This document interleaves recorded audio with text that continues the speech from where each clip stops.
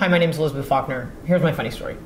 I remember one of the first wedding cakes I ever made, and I didn't feel like I was ready to make wedding cakes. But one of my chef friends was like, you can totally do this, and it's for my friends, and it's at this really fancy mansion in Pacific Heights in San Francisco, and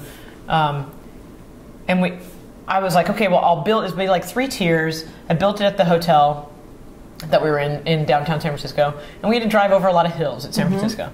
And so, and San Francisco's always like a cool climate, except for this one day with 100 degrees outside. And so, and I mean, it taught me so much in one day, but it was just insane. So like I buttercreamed the whole cake, and I made all this colored sugar that I broke it like it was stained glass, and just kind of covered the whole thing in shards of different colored sugar.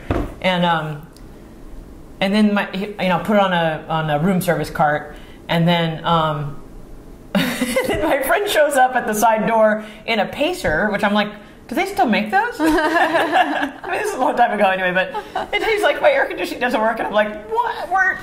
Oh. I was like, oh God, okay. And so I get in the back with my whole body straddled around the cake just to like make sure it doesn't slide somewhere.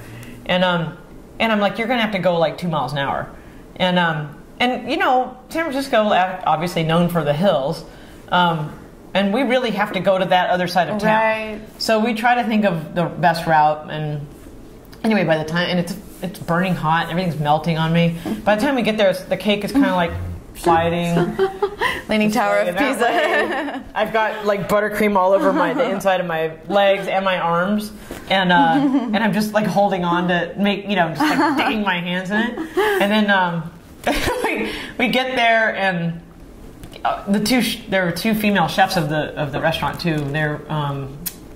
It was Maria Helm, who's Maria Helm-Sinski, and this other woman, Donia Bijon, and they were known as the most hardcore, cleanest, most disciplined chefs in the city.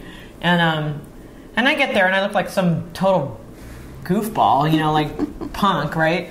And with this disastrous wedding cake, and I'm like crying already, and I'm like, get me to the walk-in. And I get into this place, and it literally is like, it's like French Laundry, it's so clean.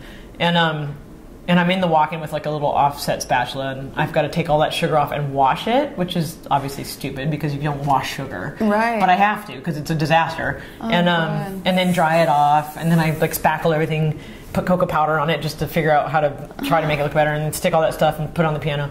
And I walked home with like a sheet pan and a spatula, and I was like, I'm never doing wedding cakes again. I hate this. Why did I say yes? And then, but I learned so much that day.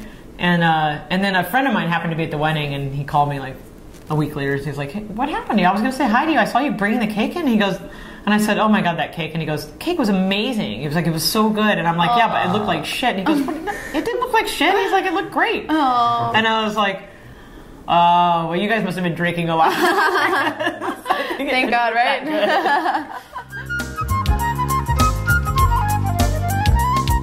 remember we were all talking about kind of war stories a few years ago at this retreat thing, and Florian was telling us about doing a wedding cake at a chateau with Pierre Hermé, how the cows started licking the cake, and then adding a certain flavor.